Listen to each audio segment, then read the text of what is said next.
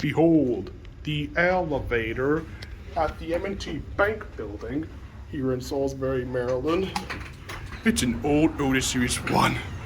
It was broken down, but now it's working again. 2.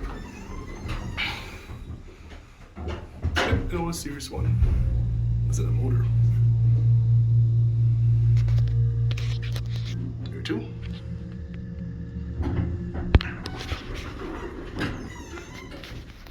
Let's go back to 1. See? Otis.